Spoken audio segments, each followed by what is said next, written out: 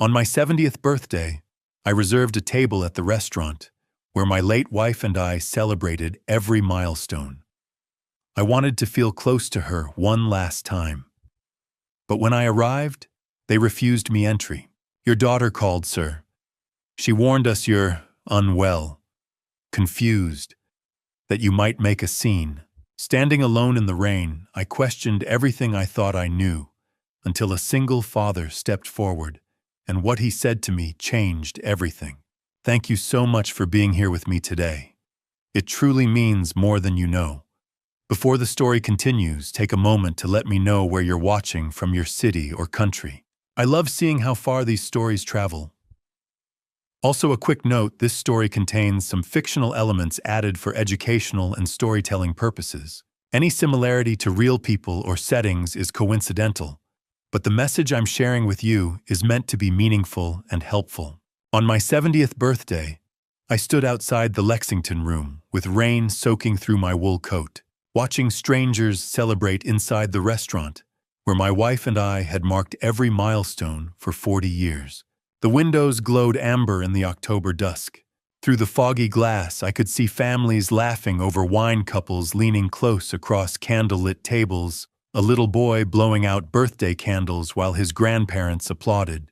The scene looked like a Norman Rockwell painting, warm, perfect, everything a family should be. I wasn't part of that painting anymore. I'd made the reservation 3 weeks ago, right after my last doctor's appointment. Doctor Harrison had given me a clean bill of health, sharp mind, strong heart, better than most 50-year-olds, he'd said, with that encouraging smile doctors reserve for elderly patients. I'd walked out of his office feeling something I hadn't felt in 3 years, hopeful. Maybe 70 wasn't the end. Maybe there was still time to rebuild what I'd lost when Marianne died. So I'd called the Lexington Room and reserved table 14, our table tucked in the corner, by the stone fireplace, where Marianne always insisted we sit. "It's the warmest spot in the restaurant," she used to say, though I think she just liked watching the fire while we ate. Now, standing in the rain with my collar turned up against the cold, I reached into my jacket and pulled out my wallet. Tucked behind my driver's license was a photograph Marianne and me on our wedding day, 1976. She wore a simple white dress with lace sleeves. I wore a suit I'd borrowed from my college roommate. We were standing in front of Grace Cathedral in San Francisco, both of us grinning like we'd won the lottery. In a way, we had 48 years, I whispered to the photograph. "Happy anniversary, sweetheart." The rain came down harder. I returned the photo to my wallet, squared my shoulders, and walked to the restaurant's entrance. The heavy oak door swung open, and warmth rushed out to meet me, the smell of garlic and rosemary. The murmur of conversation, the clink of silverware on china. For a moment, I felt Marianne beside me, her hand slipping into mine, the way it always did when we walked into nice restaurants. Then I saw Gregory Stevens, the maitre d', approaching with an expression that made my stomach drop. "So, Mr. Pemberton." His voice was careful, the way people talk to children or the very old. "I'm afraid there's been a misunderstanding." Misunderstanding. I glanced past him at table 14. A young couple sat there sharing a plate of oysters. "I have a reservation. 7:30, Philip Pemberton." Gregory clasped his hands in front of him, a gesture I recognized from decades of business negotiations, the posture of someone about to deliver bad news. "Sir, your daughter called this morning." She explained the situation. Situation. My heart started hammering. "What situation?" "She said you've been experiencing some confusion lately. Memory issues." His eyes flicked to Melissa, the hostess who stood behind the podium watching us. "She was very concerned. She said you might not remember making or canceling reservations." The words hit me like a slap. "I don't have memory issues. I made this reservation 3 weeks ago, and I certainly didn't cancel it. I understand this must be frustrating." Frustrating. My voice rose and several diners turned to look. I lowered it, trying to maintain the dignity that seemed to be slipping through my fingers like sand. "I'm not confused. I'm here for dinner on my birthday, at the restaurant where my wife and I celebrated our 40th anniversary, where we celebrated every anniversary. Melissa stepped forward, her young face full of practiced sympathy. Mr. Pemberton, your daughter sounded very worried about you. She said you'd been having episodes, that you might become agitated if things didn't go as you expected. Episodes. I repeated the word, tasting its bitterness. I don't have episodes. Gregory touched my elbow gently, the way you'd guide someone who might fall. Perhaps it would be best if you went home, sir. Called your daughter. I'm sure she'd want to know you're safe. Safe. As if I were a child who'd wandered away from his parents. I pulled my arm free. I'd like to speak with the manager. I am the manager, Mr. Pemberton. Gregory's voice remained infuriatingly calm. And I'm sorry, but given the circumstances, I can't seat you tonight. It wouldn't be appropriate. Inappropriate. I was being deemed inappropriate at the restaurant where I'd proposed to my wife 50 years ago. I stood there for a long moment, feeling the eyes of everyone in the entrance watching me. An old man making a scene. An old man who couldn't remember if he'd canceled his own reservation. An old man whose daughter had to call ahead and warn the staff about his confusion. I see, I said finally. Then I apologize for the inconvenience. I turned and walked back into the rain. The door closed behind me with a soft click, shutting me out of the warmth and light. I stood on the sidewalk, rain drumming on my shoulders, and pulled out my phone. My hands shook as I scrolled to Allison's number. The call went straight to voicemail. This is Allison Pemberton. Leave a message. It's Dad, I said, trying to keep my voice steady. I'm at the Lexington room. Or I was. They said you called them. Said I'm confused. Allison, I don't understand what's happening. But I need you to call me back. Please. I hung up and stared at the phone, willing it to ring. It didn't. Through the restaurant windows, I watched the little boy from earlier hug his grandfather. The old man's face lit up with joy, and something in my chest cracked. That should have been me tonight. That should have been my family, my celebration, my moment of connection. Instead, I was standing in the rain, wondering if I really was losing my mind. Had I canceled the reservation and forgotten?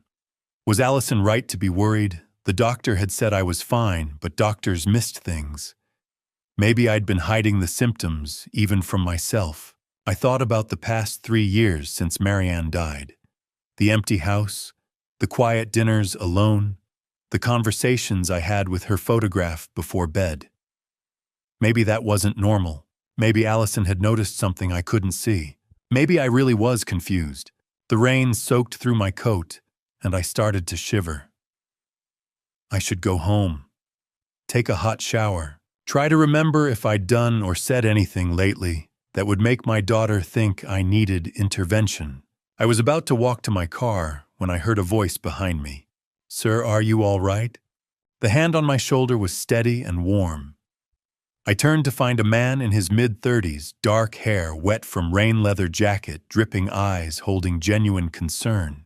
Beside him stood a little girl in a yellow raincoat, dotted with cartoon bees, holding a small umbrella. She looked up at me with Marianne's eyes, that particular shade of hazel that changed with the light. I'm fine, I said automatically. The man didn't move his hand. I saw what happened in there. That wasn't right. He gestured toward the restaurant. My daughter and I have a table inside.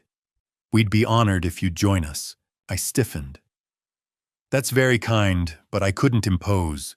It's your birthday, the little girl said suddenly. Daddy heard that man say so, and nobody should be alone on their birthday. That's a rule. My throat tightened. It's your birthday, too. She shook her head, rain flying from her hood. No, silly. It's your birthday. I make the rules in our house. Something in her father's wry smile broke through my resistance. Or maybe it was the way she looked at me, as if whether I came to dinner mattered more than anything. All right, I heard myself say. If you're sure. We're sure, he said. Gregory Stevens's face when he saw us was a masterpiece of barely concealed shock. His professional mask slipped for just a second before he nodded at my companion. "Mr. Warner, your table is ready, so this stranger was a regular." That explained Gregory's restraint. We followed a waitress Willa according to her name tag to a corner booth by the fireplace. The warmth thawed my frozen hands as I slid into the leather seat. The girl bounced in beside me while her father took the opposite side.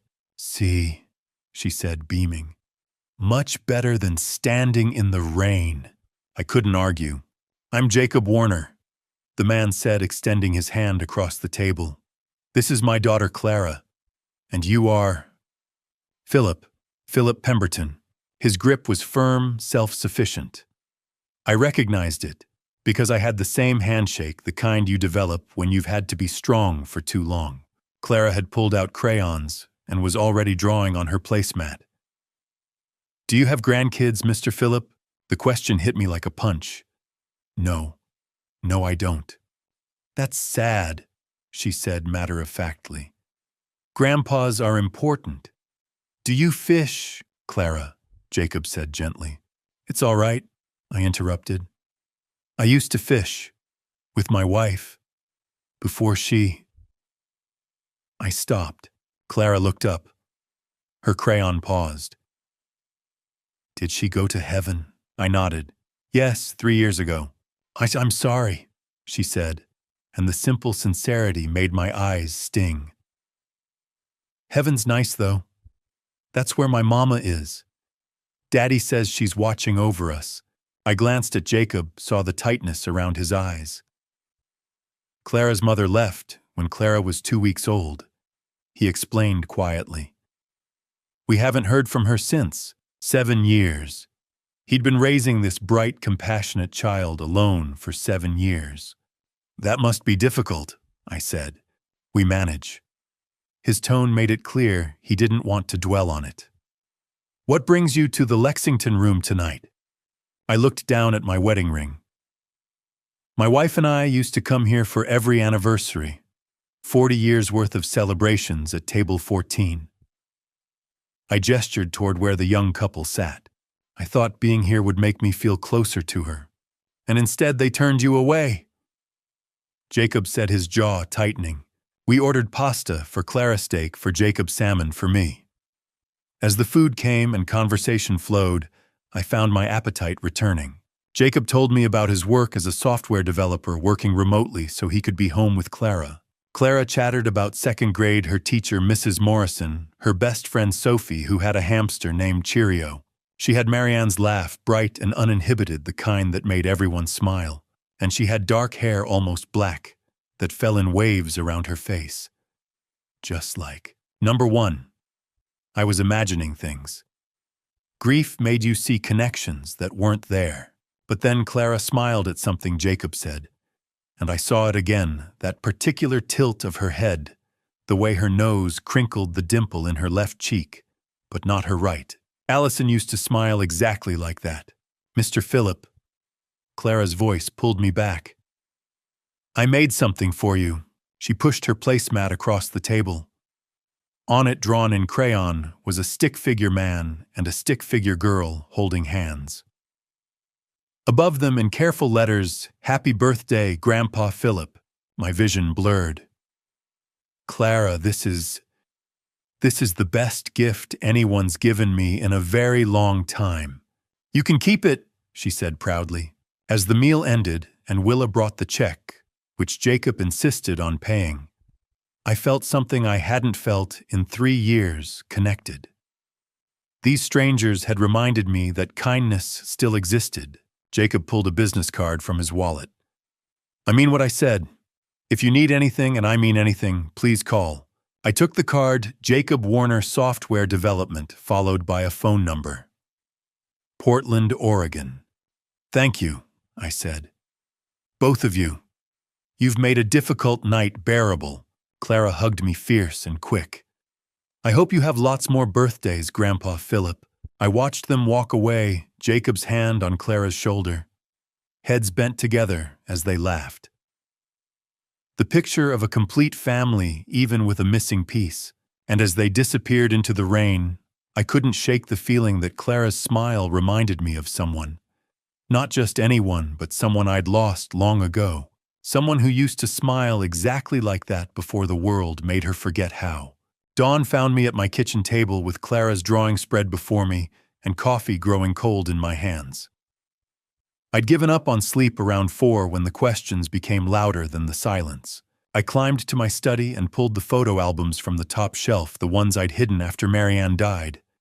The one labeled Allison Childhood felt heavy in my hands. On the third page, Allison's 7th birthday party. Yellow dress dotted with sunflowers, chocolate cake in her hands, dark hair falling in waves, and that smile dimple in her left cheek, but not her right nose, crinkling head tilted just so. Clara's smile. Exactly. I turned pages with trembling fingers. 6 years old, 8, 9, all showed that same face, those same features I'd seen last night, in a little girl wearing a bee-covered raincoat. The resemblance wasn't similar. It was identical. Another photograph, Allison at 7, sitting on my shoulders at a 4th of July parade, completely trusting I'd never let her fall. When had we lost that? When had my daughter stopped looking at me with trust? I knew the answer. The day Marianne collapsed in the garden. Massive stroke, sudden, mercifully quick. But nothing merciful about the hole it left. Marianne had been the glue holding our family together. Without her, Allison and I became strangers speaking different languages. Allison moved out 6 months after the funeral. We had dinner once a month, stiff affairs, discussing business and weather and everything except what mattered. I'd told myself she needed space to grieve. But what if I'd been wrong? My phone buzzed. Jacob's text. Hope you're feeling better this morning. Clara wanted me to make sure you got home safely. I typed back, I'm fine. Thank you again. His response, anytime. Clara's already planning your next birthday party. Despite everything, I smiled. Then I pulled up Allison's contact and hit call. Straight to voicemail. Again. It's Dad, I said. We need to talk. Call me back. The doorbell rang before I could say more. Raymond Foster stood on my porch holding a casserole dish. Morning, Phil. Martha's lasagna. We settled at the kitchen table with coffee. Raymond talked about the Seahawks until he said something that made me freeze. And Allison stopped by yesterday, looking for you. I set down my cup carefully. She was here, around 3, said she'd been trying to call. He studied me. She seemed worried, asked if I'd noticed anything off about you lately. Off, to her word.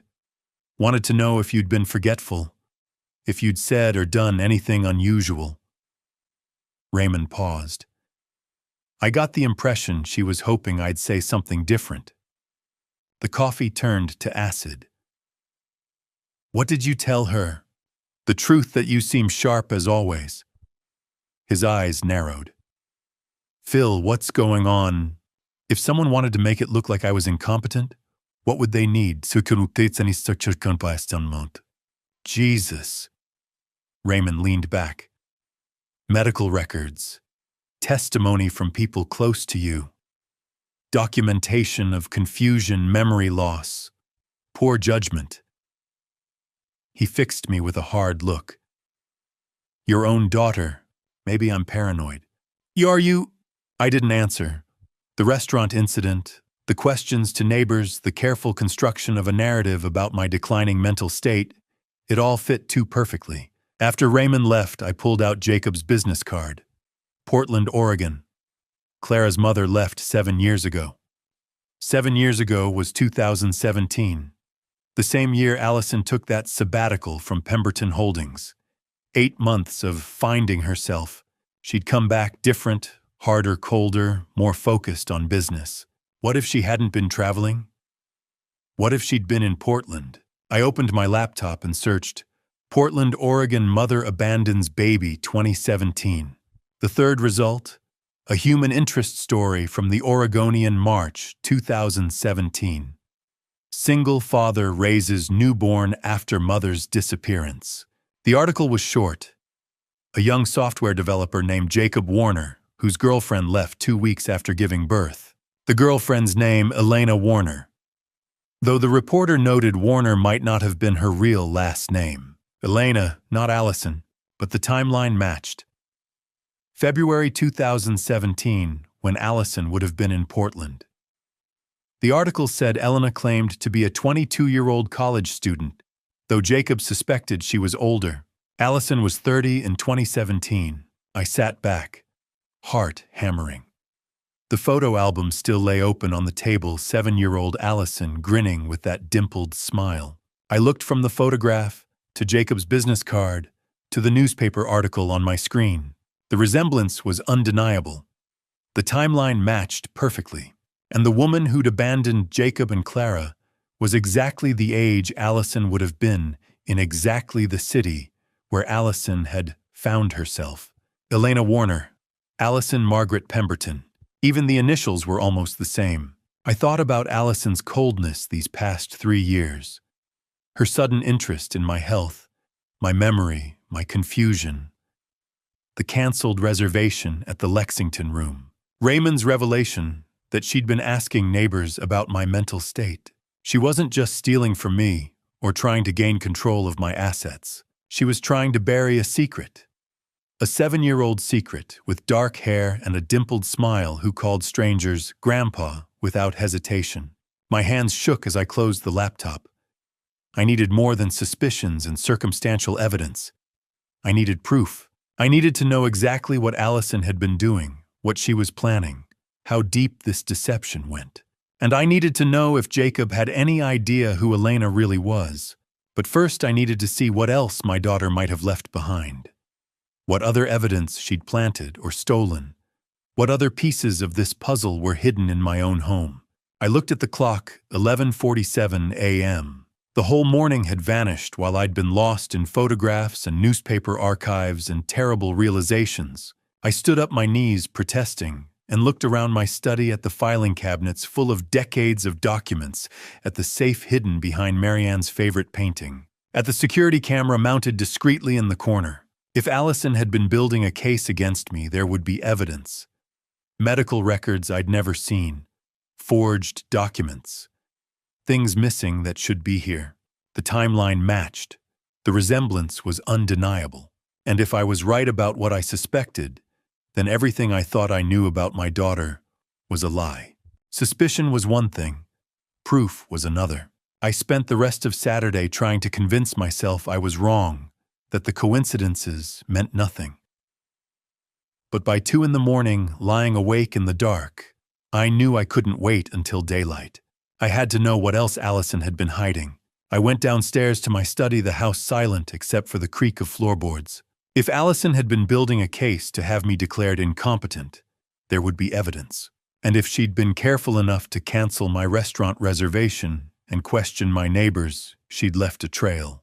I moved to the wall safe hidden behind a painting of the Columbia River Gorge, Marianne's favorite. My hands shook as I spun the combination.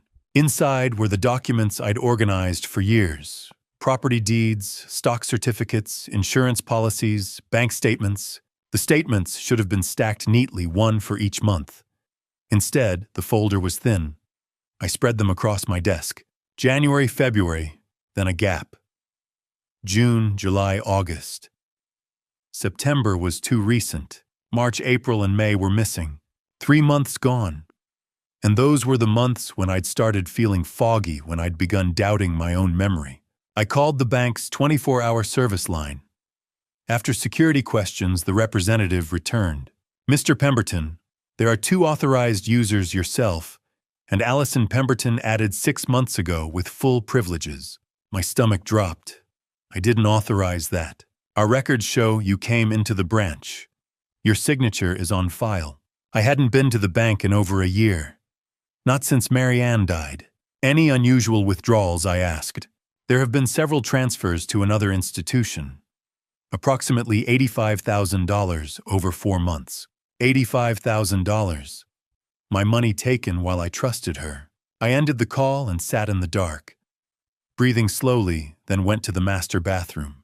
The medicine cabinet held the usual bottles, blood pressure pills, vitamins, allergy medication. But pushed to the back was one I didn't recognize. Lorazepam, 2 milligrams. Take 1 tablet as needed for anxiety. The prescription was in my name, filled 2 months ago at a pharmacy I'd never visited. Prescribing physician Dr. Brady Thornton. The bottle was nearly empty. I had never taken a single pill. I'd never seen it before. Then I remembered. 2 months ago, Allison had started bringing dinner twice a week. "You shouldn't eat alone, Dad," she'd said. Thoughtful meals, careful portions, and after every dinner I'd felt exhausted, barely able to climb the stairs. I'd blamed age and grief, but what if it hadn't been natural? I went to Marianne's dressing room and opened the antique jewelry box from her grandmother. Inside were the pieces she cherished: pearls, a garnet ring, the diamond earrings from our anniversary. The velvet compartment where the Victorian diamond brooch belonged was empty. That brooch was worth at least $50,000. I knew it had been there 3 months ago. I was certain. My hands shook as I returned to the study and opened the home security system.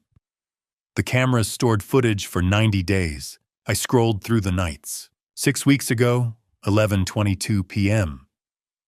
The footage jumped to 11:47. 25 minutes missing. 5 weeks ago, 6:43 p.m., 8 minutes gone. 3 weeks ago, 2:17 a.m., 15 minutes erased. Someone had been in my house deleting evidence. And I knew who. I stared at the screen, sick with clarity. My daughter, the child I raised, the woman I trusted, had been stealing from me, drugging me, and constructing a story of my mental decline. But why go this far? If she wanted money, I would have given it. If she wanted the company, we could have planned it. Unless it wasn't just about money. Unless it was about stopping me from asking questions. From discovering what she'd done 7 years ago in Portland. From finding out about Clara. My gaze fell to the wastebasket. On top was a document I didn't remember throwing away. Psychiatric evaluation confidential. Patient Philip James Pemberton, age 70. Evaluating physician Brady Thornton, MD. It diagnosed early-stage dementia and recommended immediate guardianship. I searched the Oregon Medical Board.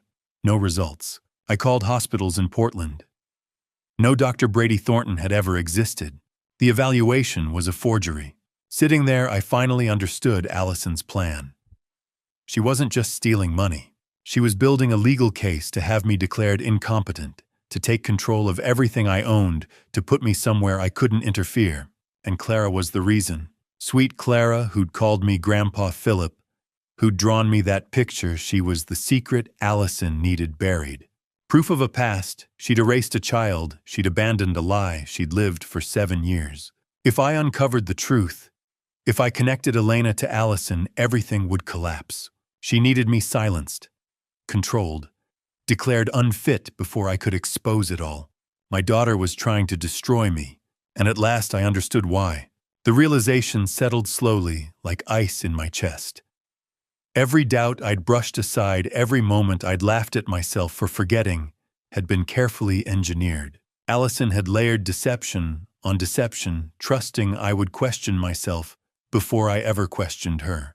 Grief made me vulnerable. Loneliness made me trusting. She had used both. What frightened me most wasn't the money or the jewelry. It was how close she'd come to succeeding. Another month and the paperwork would have been filed, my voice dismissed as confusion. I wasn't losing my mind. I was being robbed of it. And now that I knew the truth, I also knew survival depended on patience, evidence, and choosing the right moment to act. Carefully. By Sunday morning, I'd made my decision. I couldn't do this alone. Whatever Allison was planning, whatever she'd done 7 years ago, Jacob deserved to know the truth. And I needed to know if my suspicions were right. At 9 o'clock, I pulled out the business card he'd given me at the restaurant and dialed before I could second-guess myself. He answered on the third ring. "Hello, Jacob, it's Philip Pemberton. From the other night." A pause. "Mr. Pemberton, is everything all right?" "No," I said, and heard how rough my voice sounded. "No, it's not. I need to ask you something about Clara's mother. The silence on the other end stretched so long, I thought the call had dropped. Then, can we meet in person?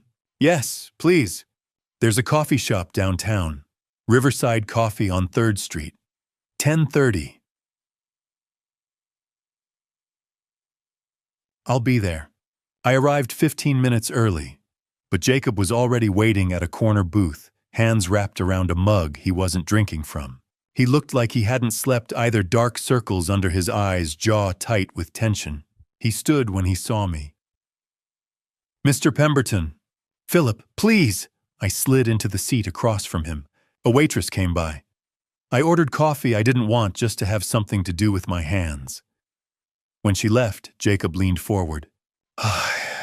Clara's with a babysitter, he said quietly. I didn't want her hearing this conversation. Whatever this conversation is, I nodded. Smart. You said you wanted to ask about her mother. I took a breath. When did Elena leave? His jaw tightened. February 2017. 2 weeks after Clara was born. He said it like he'd said it 1,000 times before to doctors and social workers and curious strangers. Valentine's Day, actually. Clara was born on Valentine's Day. Elena left on the 28th, 2 weeks. She'd stayed with her newborn daughter for exactly 2 weeks, then vanished. Did she ever tell you her full name? Jacob's eyes narrowed. Elena Warner. At least that's what she said. But I always suspected Warner wasn't her real last name. She was cagey about her past. No family photos, no social media, always paid cash. I thought maybe she was running from something. An abusive ex, maybe, or family trouble. He paused. Why are you asking? Instead of answering, I pulled out my phone and opened the photo gallery. I'd spent an hour last night selecting the right pictures, recent ones of Allison at company events, clear shots of her face. I turned the phone toward Jacob. Do you recognize this woman? He looked down at the screen. For a moment, nothing happened. Then his face went completely white. The mug in his hands trembled, coffee sloshing over the rim onto the table. That's her, he whispered. That's Elena. The words hung in the air between us. The coffee shop noise, the hiss of the espresso machine, the chatter of other customers, the clink of cups faded to nothing.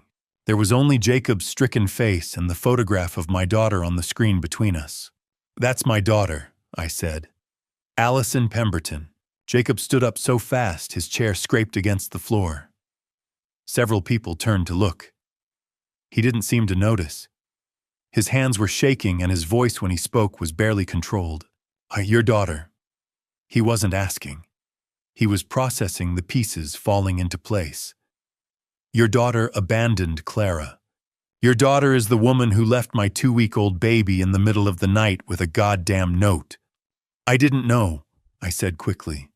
I swear to God, Jacob, I had no idea until Friday night. When I saw Clara, when I saw her smile, I thought she looked familiar, but I couldn't. I stopped, tried to collect myself. Allison disappeared for 8 months in 2016 and 2017. She said she was traveling, finding herself. She came back different, colder, more focused on the business. I thought it was grief my wife had died and Allison and I weren't handling it well. Jacob sat back down slowly, like his legs wouldn't hold him anymore. She told me she was 22, a student at Portland Community College. We met at a coffee shop near campus. We dated for 6 months before... He gestured vaguely. Before Clara. She was 30, I said. In 2016, Allison was 30 years old. She lied about her age, her name, her whole life. Oh, Jesus Christ. Jacob put his head in his hands. I spent 7 years trying to find her. 7 years of Clara asking why her mama didn't love her. 7 years of wondering what I'd done wrong, what I could have said or done differently to make her stay. He looked up at me and his eyes were blazing. And she was just What playing house slumming it with the poor software developer before going back to her real life? I don't know what she was doing, I said honestly. But I'm going to find out. The waitress brought my coffee. Neither of us acknowledged her. When she left, Jacob spoke again, his voice quieter now, but no less intense. Clara is your granddaughter. Yes.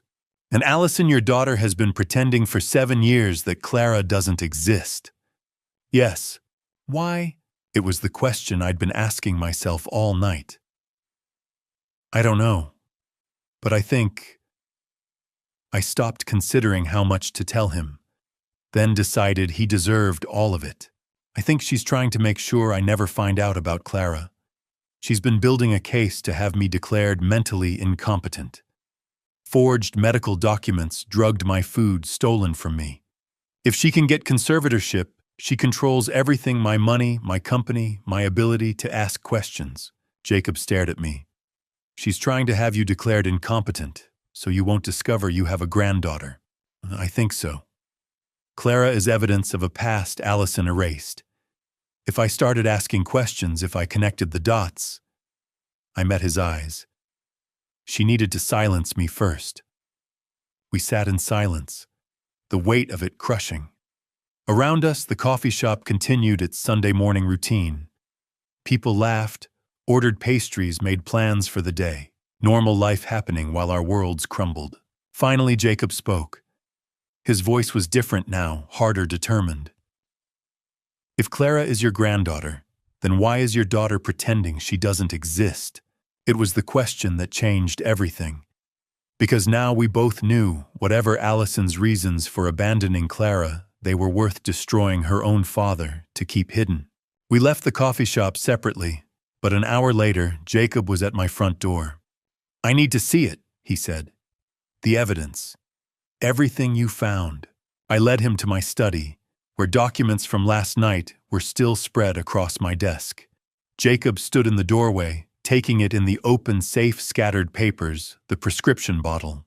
Then he walked to the desk and started reading. I watched him examine the bank statements with missing months, the lorazepam bottle, the fake psychiatric evaluation. His jaw clenched tighter with each piece. Finally, he looked up. She's building a case to prove you're incompetent. I know. But why go to these lengths? He gestured at the evidence. If she wanted money, there are easier ways. That's what I can't figure out. If she just needed money, I would have given it to her. This is scorched earth. Jacob was quiet, thinking. Then, how much is Pemberton Holdings worth? Conservatively, $15 million, with real estate and investments closer to 20. He let out a low whistle. And if you were declared incompetent? With conservatorship, probably Allison. She's my only child, she already works there. Control the company, control your assets, control your ability to ask questions. He picked up the lorazepam bottle. And if you're drugged and confused, no one would believe you if you tried to fight it. And Clara. Clara is a loose end. His voice was flat fury underneath. Proof of Allison's past. If you discovered Clara exists, she needed you silenced first. We stood in silence, the weight settling over us. "Ma, we need proof," I said finally. "Real proof Clara is my granddaughter. Something that would hold up legally. DNA test. Can you get a sample from Clara hair from her brush?" "Yeah, I can do that. I'll find a private lab, somewhere discreet." "And if the test confirms it," Jacob asked, "then we figure out how to stop Allison and protect Clara." Jacob extended his hand. "Partners." I took it. Partners. We stood there, two strangers, 48 hours ago, now bound by a little girl with dark hair and a woman who'd betrayed us both. Then Jacob cleared his throat. "There's something else you should know." I waited. "That night at the restaurant when I invited you to join us." He paused. "That wasn't a coincidence."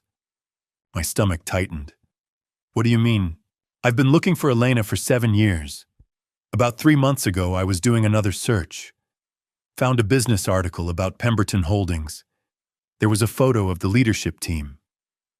And you saw Allison. I saw Elena. The article said Allison Pemberton Viv P of Operations.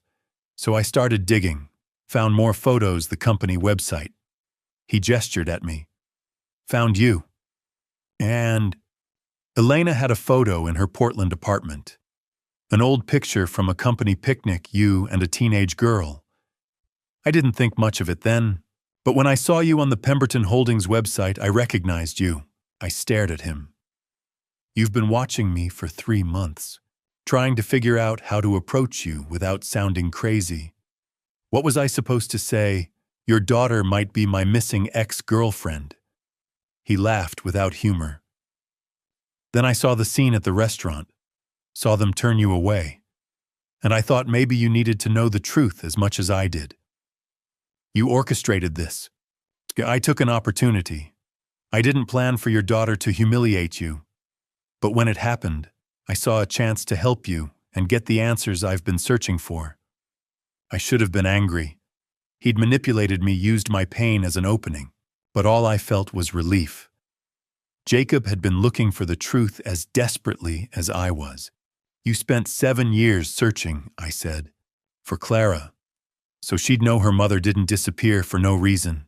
I looked at this man who'd become an ally in 48 hours and realized Allison had miscalculated badly, because now there were 2 of us. We should get started on that DNA test, I said. Jacob nodded. I'll get Clara's sample tonight. I'll make the calls tomorrow. He headed for the door, then stopped. Philip, whatever happens next, Clara comes first. No matter what we find out, Clara's safety comes first. Agreed. After he left, I stood in my study looking at the evidence. The fake evaluation, the drugged medication, the stolen money. My daughter had orchestrated all of this to protect a secret she'd buried 7 years ago. But she'd made one mistake. She'd underestimated what a father and a man who'd spent 7 years loving the daughter she'd abandoned would do to protect a little girl with dark hair and a dimpled smile.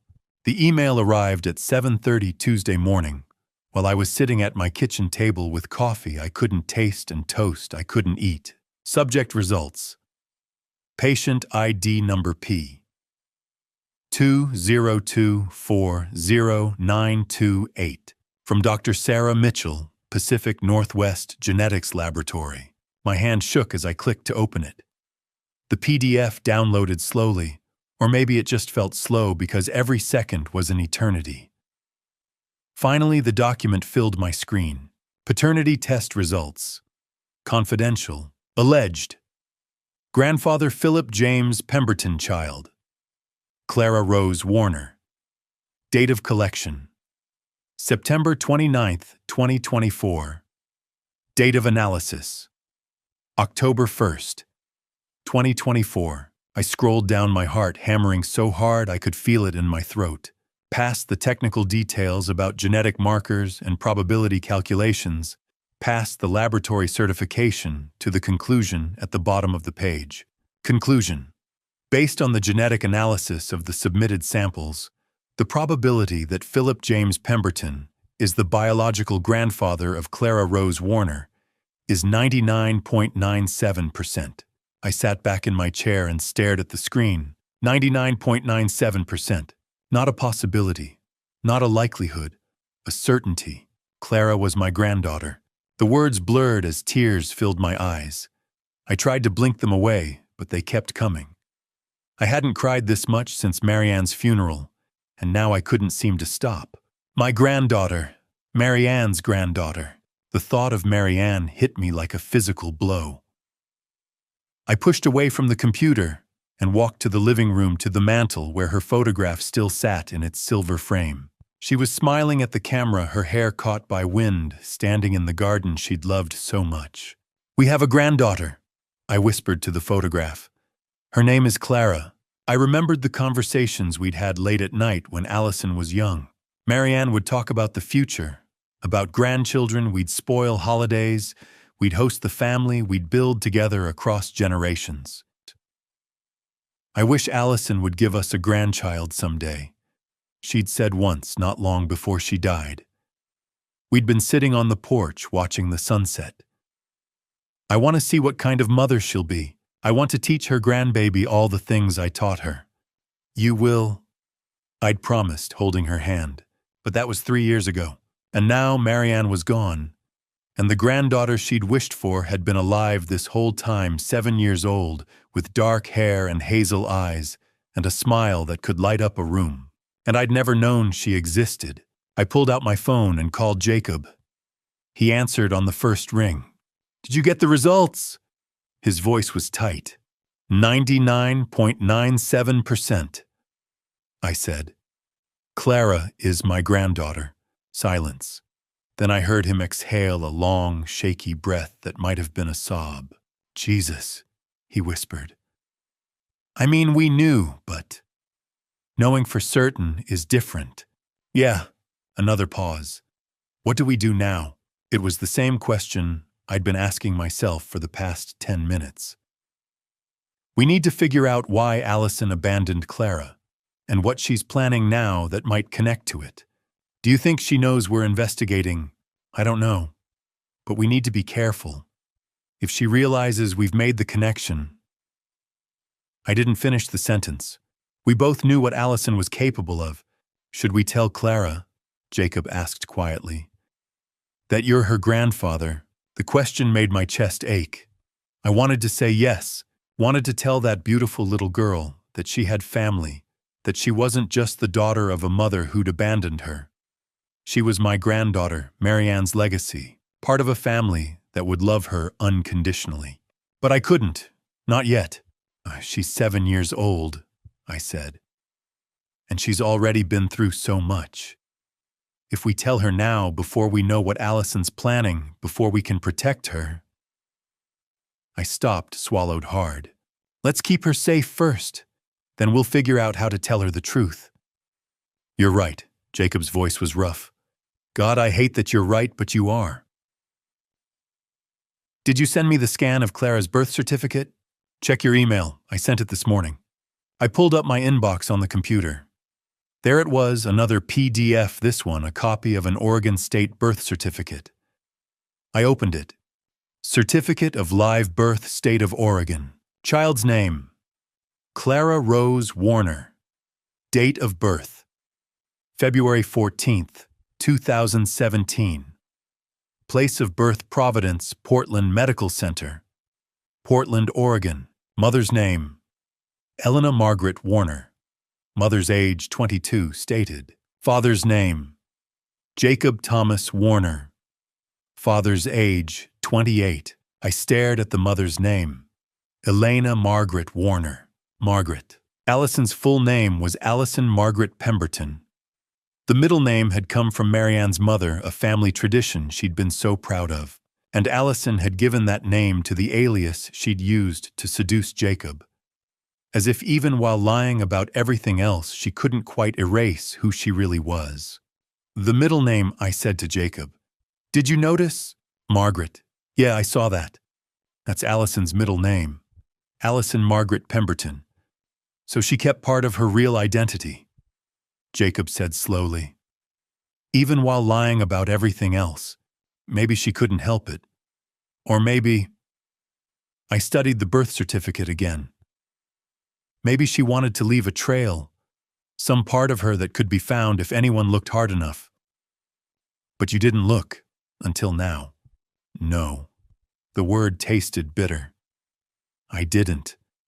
I printed out the birth certificate and the DNA results, then filed them carefully in a folder I labeled simply Clara.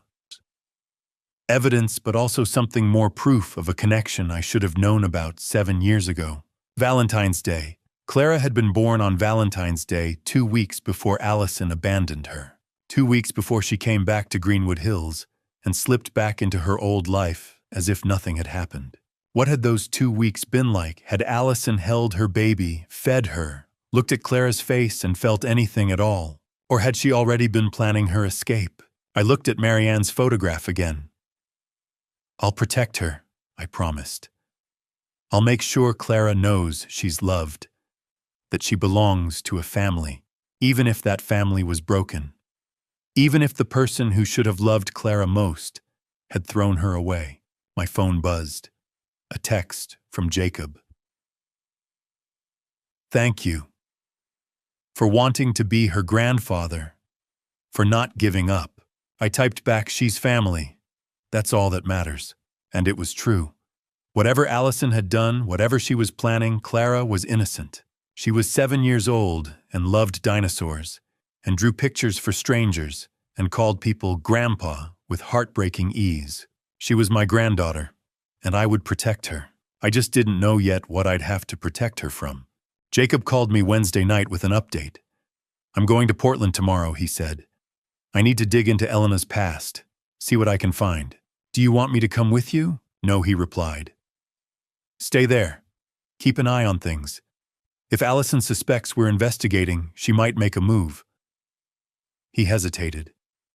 And this is something I need to do. For Clara, I understood. So I waited. Thursday evening, he called again. His voice was different this time, tight controlled like he was holding something back. I found things, he said. You need to hear this. He started at Portland Community College. The registrar's office was tucked behind the main administration hall, staffed by a middle-aged woman who barely looked up as she typed. I need information about a former student, Jacob said. Elena Warner. Fall 2016. The registrar frowned at her screen. I'm not seeing any record of an Elena Warner enrolled that term. Are you certain of the name? Could you try Allison Pemberton? Her fingers paused, then resumed. Yes. Allison Pemberton. She audited 2 courses in fall 2016, Psychology 101 and Creative Writing. Not degree seeking. Something clicked for Jacob. Elena hadn't truly existed. She'd created a version of herself that couldn't be easily traced. Can I contact the instructors? The registrar hesitated, then nodded. Psychology was taught by Professor Linda Anderson. She's still here. Professor Anderson's office was cluttered with books and papers. She studied Jacob carefully when he mentioned Allison. I remember her, she said. Quiet. Sat in the back. Rarely spoke. But her written work was excellent. She paused. She dropped the class after midterms. That surprised me. Did she explain why? She said she was pregnant. Said she needed to focus on that. Professor Anderson tilted her head. You're the father, Jacob nodded. She told me she was 22, the professor said softly. I thought she was handling things well for someone so young. She was 30, Jacob said. Professor Anderson exhaled.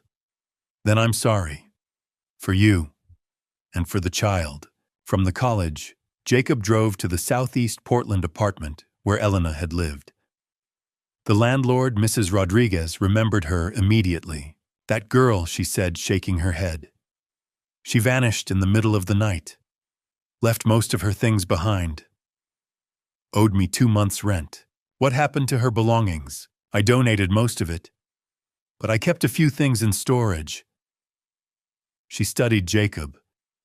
You're the baby's father. Yes. She hurt you. Yes.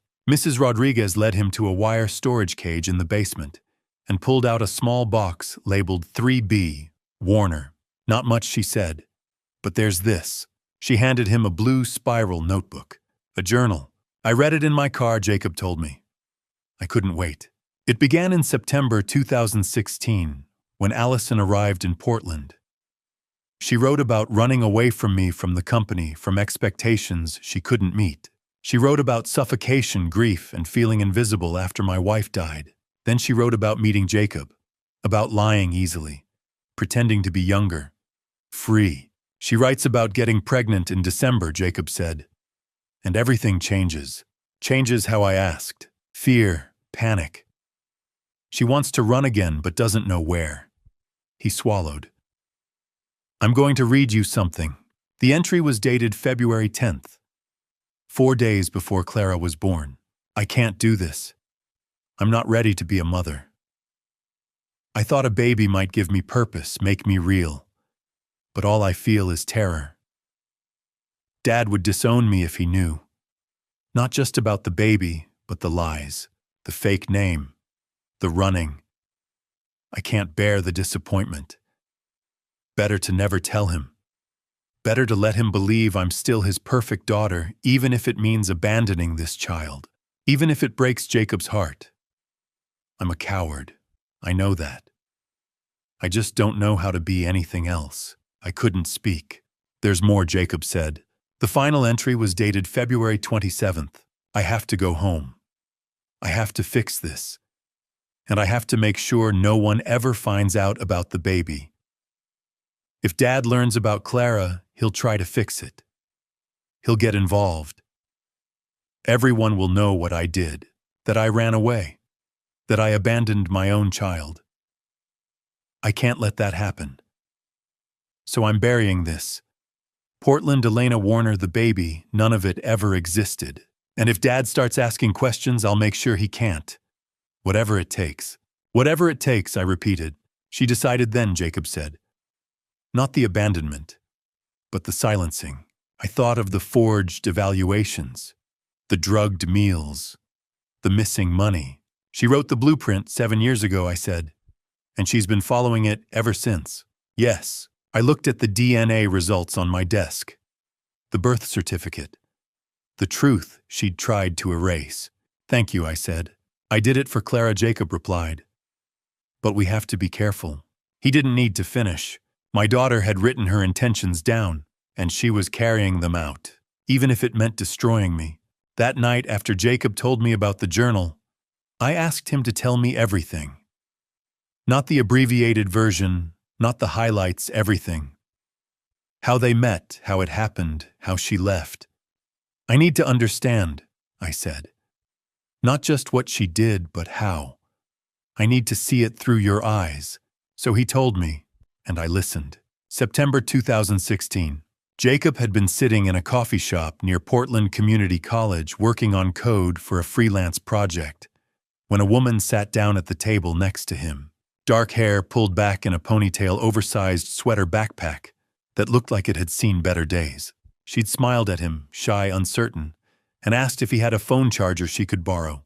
I'm Elena, she'd said when he handed it over. Thanks for this.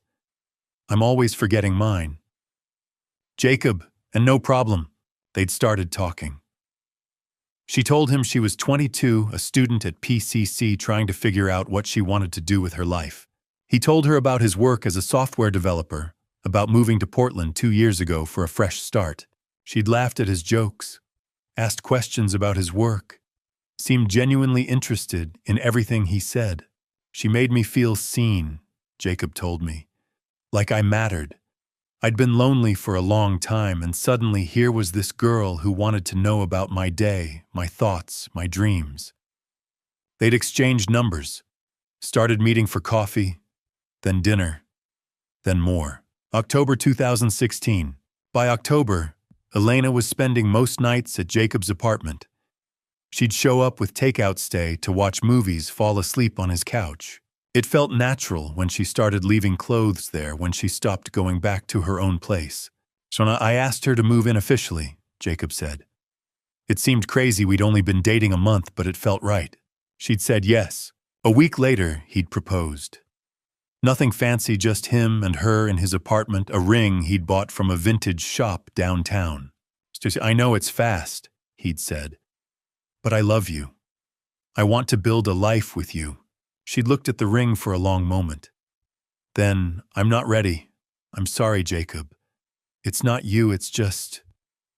I'm not ready. He'd been disappointed, but understanding. They were young. There was time. 2 weeks after that, she'd told him she was pregnant. November 2016. The pregnancy terrified her. Jacob could see it in her eyes every time she looked at the positive test, every time someone mentioned babies or asked when she was due. I can't tell my family, she'd said one night, curled up on the couch with her arms wrapped around her knees. Why not? They wouldn't understand. My father. She'd trailed off, shaking her head. He's very strict, very traditional. If he knew I was pregnant and unmarried, if he knew about you. What about me? You're not what he'd want for me. She'd said it apologetically, but the words had stung anyway. Jacob had promised he'd take care of her and the baby, that she didn't need her family's approval, that they'd be okay on their own. She'd nodded, but he could tell she didn't believe him. February 14th, 2017. Clara was born at Providence Portland Medical Center on Valentine's Day. 7 pounds 3 ounces, dark hair, surprisingly alert eyes, a cry that filled the delivery room. The nurses had placed her on Elena's chest for skin-to-skin contact. Elena had looked down at her baby, with an expression Jacob couldn't read. Not love, not joy, not even curiosity. Just nothing. I thought it was shock, Jacob told me. Or exhaustion. Labor had been long. I told myself she'd bond with Clara once they got home, once she'd had time to rest and process. But the emptiness in Elena's eyes never went away. For 2 weeks, she went through the motions. Changed diapers, fed Clara bottles, held her when she cried. But there was no connection, no warmth. She moved like a robot, doing what needed to be done without any emotion behind it. Jacob had called the hospital worried about postpartum depression. They'd scheduled an appointment for the following week. Elena never made it to that appointment. February 28th, 2017. Jacob woke at 3 a.m. to Clara's crying. He'd reached across the bed, automatically expecting to find Elena to take turns soothing their daughter the way they'd been doing for 2 weeks. The bed was empty. He'd gotten up, gone to Clara's crib, picked up his screaming daughter. "Shh, baby, it's okay. Daddy's here." But where was Elena? He'd searched the apartment. Bathroom empty, kitchen empty, living room empty. Her backpack was gone, her jacket, her ID. On the kitchen counter, weighted down by a coffee mug, was a piece of notebook paper torn from a spiral binding. "I'm sorry. I can't do this. Take care of her. E." That was all. No explanation, no phone number, no forwarding address. Just a baby screaming in his arms, and a note that changed his life forever. I called her phone. Jacob said, his voice hollow with the memory. Over and over. It went straight to voicemail. I called hospitals, police shelters, filed a missing person report, but she'd left voluntarily, and she was an adult, so there wasn't much they could do. He'd sat on the floor of his apartment holding Clara and cried until he had nothing left. I sat across from Jacob in my living room, the story hanging between us like smoke. Outside it was dark. We'd been talking for hours. The coffee in my mug had gone cold. "You spent 7 years looking for her," I said. "For Clara," he corrected. "So she'd have answers. So when she got old enough to ask why her mother left, I could tell her something beyond, 'I don't know.'" He looked at me. I wanted to understand, and I wanted Clara to know it wasn't her fault, that there was a reason, even if it was a terrible one. "And now you have your answer." "Yes." His smile was bitter. Elena Warner was Allison Pemberton. The woman I loved was a lie. She wasn't 22, she wasn't a student. She wasn't figuring out her life, she was running from it. And when reality caught up to her when she had a baby, she didn't want and couldn't explain. He gestured helplessly. She ran again. I thought about Allison at 7 years old, sitting on my shoulders at the 4th of July parade, about the journal entry where she wrote that she wasn't ready to be a mother, that I would disown her if I knew. She'd been so wrong. I would never have disowned her. I would have helped, supported, loved her through it. But she'd never given me the chance. "The answer we have," I said slowly, "isn't the one either of us wanted." "No." Jacob stood, picked up his jacket. "But it's the truth. And now we have to figure out what to do with it." After he left, I sat in the dark and thought about my daughter. About the choices she'd made, the lies she'd told the people she'd hurt. And I wondered if she'd been capable of abandoning her own newborn baby 7 years ago.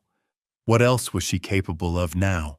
Before I walk you through that confrontation, before I tell you what I said to Allison and how she reacted, I need to know you're still here.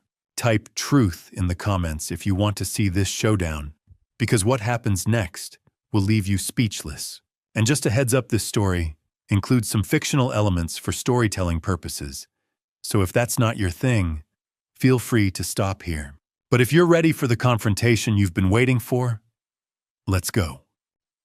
3 days after the DNA confirmation, I drove downtown to Pemberton Holdings. The building rose from glass and steel, 20 stories of success I had built from nothing over 4 decades. I remembered the pride I felt when we first moved into this space, convinced I was creating something that would last for generations. Now I wasn't sure of anything. The receptionist looked up as I entered the lobby, her professional smile faltering. "Mr. Pemberton, we weren't expecting you today. I'm here to see my daughter. Of course, I know where her office is." I walked past the desk before she could call ahead. The elevator ride to the executive floor felt endless. In the reflection of the polished doors, I barely recognized myself, older, harder, angrier than I'd been only a week ago. Allison's office sat at the end of the hall overlooking the city she loved. I didn't knock. I opened the door and stepped inside. She was seated at her computer reviewing reports. When she saw me, surprise flickered across her face, real, unguarded. "Dad." She stood. "What are you doing here?" I closed the door and locked it. The sound echoed. "I met someone interesting this week," I said calmly. "A man named Jacob Warner." I watched her face change. Color drained from her skin. And his daughter?" I continued. "Clara, 7 years old. Dark hair, hazel eyes, a dimple in her left cheek." I stopped in front of her desk. "Your eyes. Your dimple. Your daughter." Allison lowered herself into her chair, gripping the desk. "I don't know what you're talking about." "Don't lie to me anymore," I said. "I have DNA results. 99.97% probability. Clara Warner is my granddaughter. Your child." Silence filled the room. Outside the window, the city kept moving. "How did you find out?" she whispered. "Does it matter?" "Yes. You left traces," I said. "Even when you ran, you couldn't fully disappear. Elena Margaret Warner. You kept your middle name." Her jaw tightened. "Why did you come here? Why did you abandon your daughter?" "I was young. I made a mistake." "You were 30, I said sharply. "You made a choice." Her voice rose. "What was I supposed to do? Come home and admit I'd been living under a fake name, that I'd had a baby with someone I barely knew?"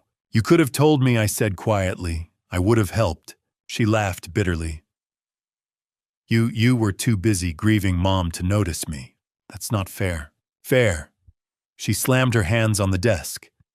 "Mom died and you disappeared. I lost both parents in 1 day.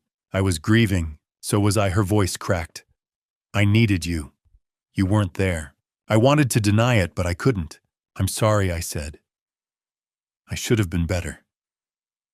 But this isn't about then. This is about what you did to Clara. And what you're doing to me now." Her expression closed. "I don't know what you mean. Why did you cancel my reservation at the Lexington room? Why did you tell them I was confused?" "Because you are," she said calmly. "You're 70. You forget things." "I'm not forgetting anything," I said. "You've been building a case, questioning neighbors, stealing statements, drugging my food. You're paranoid." I found the evaluation. I dropped the paper on her desk. "Dr. Brady Thornton doesn't exist. You forged this to declare me incompetent and silence me." She stared at the document, then looked up. Her eyes were cold. "You need to leave. We're not finished." "Yes, we are." She lifted her phone. "Leave now or I call security." I looked at my daughter and felt something break. "She's 7, I said softly. "Clara is 7. She draws pictures for strangers and calls them Grandpa because she's desperate for family. She doesn't know her mother abandoned her." "Get out," Allison said. I turned toward the door. My hand paused on the handle. "I thought I knew you," I said. I thought the girl who believed I could fix anything was still there. I shook my head. "But she's gone." She didn't respond. I left. As I walked down the hall, I heard her door close. Through the glass, I saw her pick up her phone, not to call security, but someone else.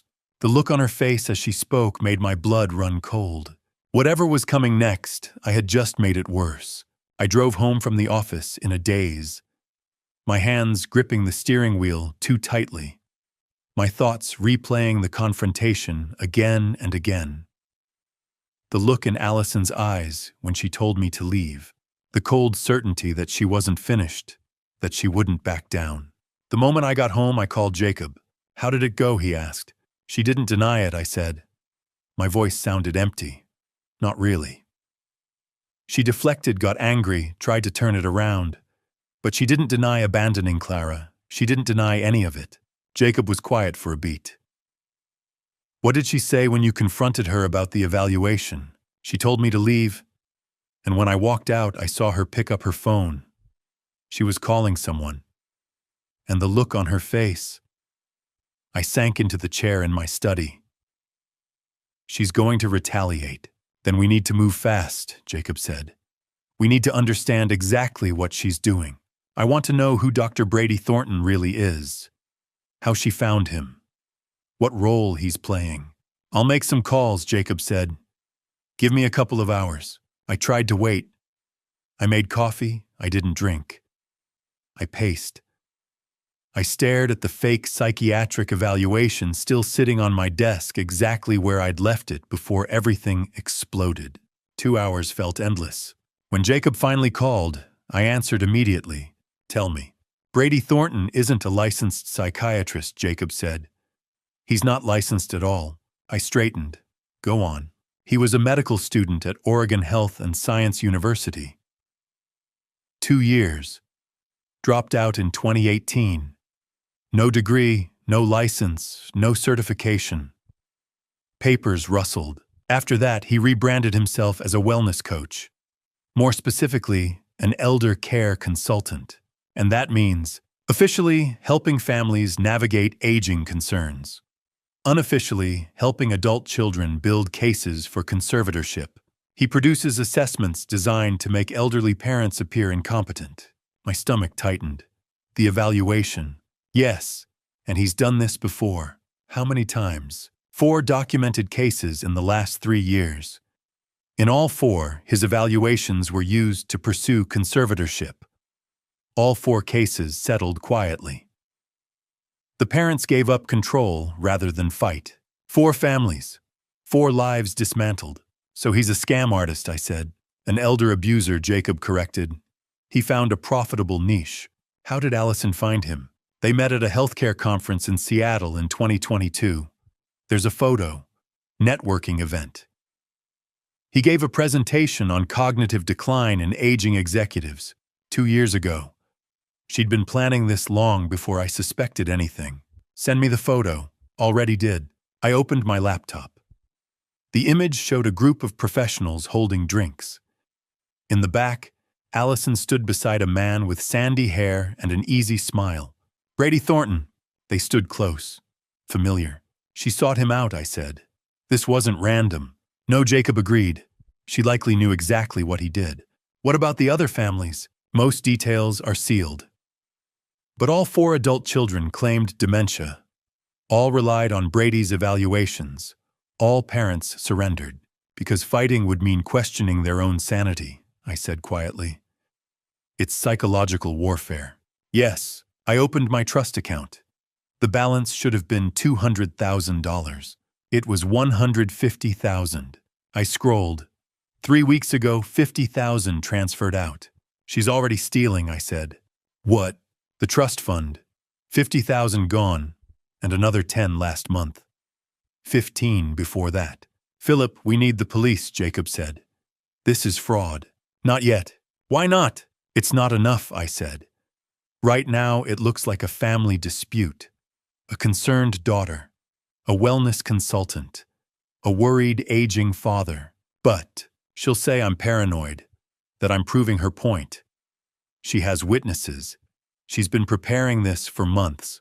So what do you want to do?" I looked around my study, at the documents, at Marianne's photograph. "I want to know the full plan," I said. "Brady doesn't work for free. There's an end game. I want to know it before we move." Jacob was silent. "You're sure?" "No. But I know going early will help her. And if she escalates, She will, I said. After we hung up, I sat alone and thought about my daughter. About the girl who believed I could fix anything. About the woman who hired a con artist to destroy me. I thought about Brady Thornton and the families he'd helped dismantle. And I wondered how far Allison would go. 4 families had surrendered. 4 parents had lost everything rather than fight. But I wasn't going to surrender, even if it meant accepting that the daughter I raised was gone, replaced by someone I didn't recognize, someone who abandoned her child and was now dismantling her father's life to keep that secret buried.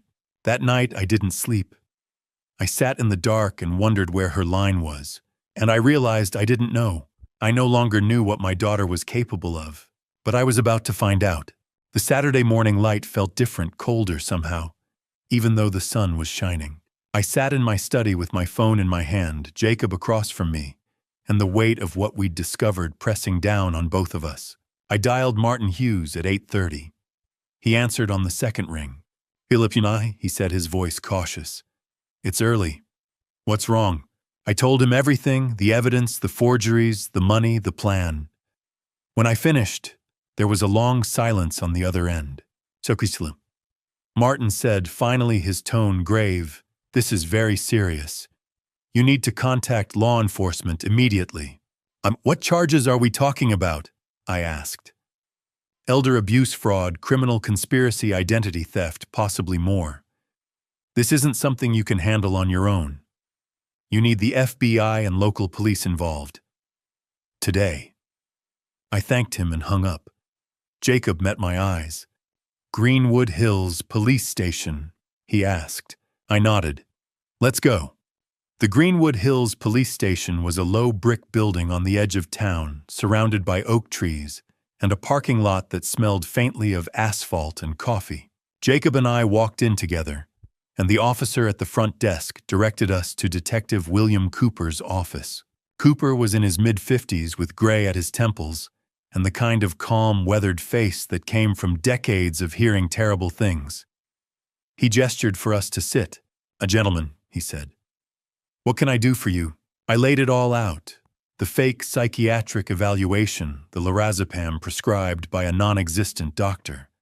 The missing bank statements, the jewelry, the deleted security footage. I showed him the documents, the medication bottle, the timeline Jacob and I had pieced together. Cooper listened without interrupting. When I finished, he leaned back in his chair and exhaled slowly.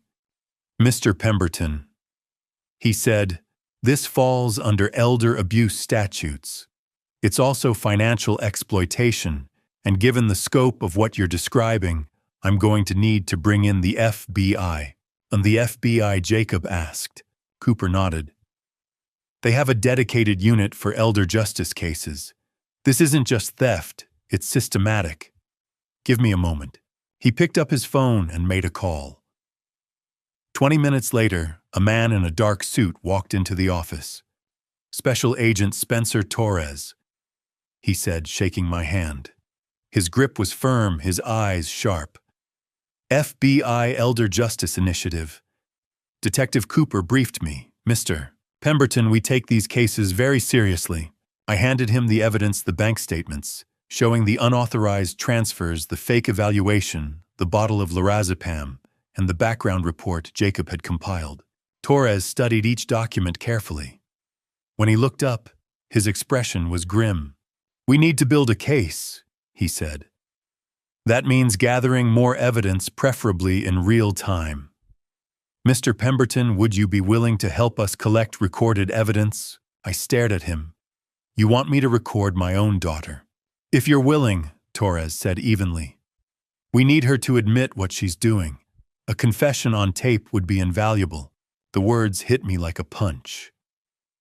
I'd known this was coming, but hearing it out loud made it real. Jacob leaned forward. "What about Clara?" he asked. "She's 7 years old. She can't be dragged into this." Torres met his gaze. "We'll protect the child.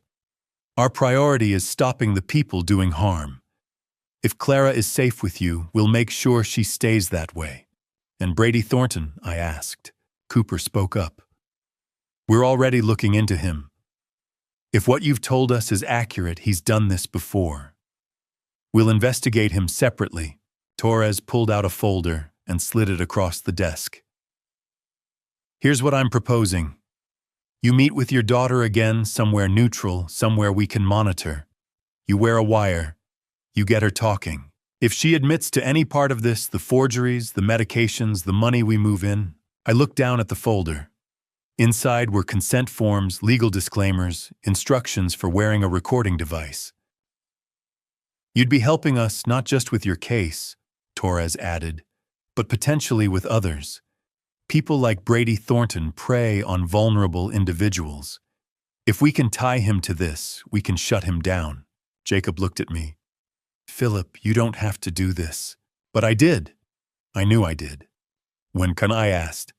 As soon as you're ready, Torres said. We'll set it up, brief you on what to say, and monitor everything in real time. You won't be alone. I nodded slowly. Then let's do it. Cooper stood and shook my hand. You're doing the right thing, Mr. Pemberton. Torres handed me a business card. Call me when you're ready to set up the meeting. We'll take it from there. Jacob and I walked out of the police station into the bright morning sunlight. My hands were shaking. You okay? Jacob asked. I wasn't sure how to answer. I felt a strange mixture of relief and dread relief that I was no longer facing this alone, that people with authority and resources were finally involved. But also dread, because I knew what came next would tear my family apart. I don't know, I said finally. But we're doing this. For Clara. For Marianne. For everyone Allison and Brady have hurt. Jacob nodded. Then we'll see it through. We climbed into his car, and as we drove back toward Greenwood Hills, I couldn't shake the feeling that I'd just crossed a line I could never uncross. The authorities were involved now. There was no going back. And somewhere out there, Allison had no idea what was coming. The FBI moved quickly. By the following Monday afternoon, there were 2 technicians in my study installing surveillance equipment, a camera hidden in the bookshelf microphones in the smoke detectors, and a small recording device I'd wear clipped to my belt whenever Allison came by. It's voice-activated, Special Agent Torres explained, showing me the device. You won't have to do anything except talk.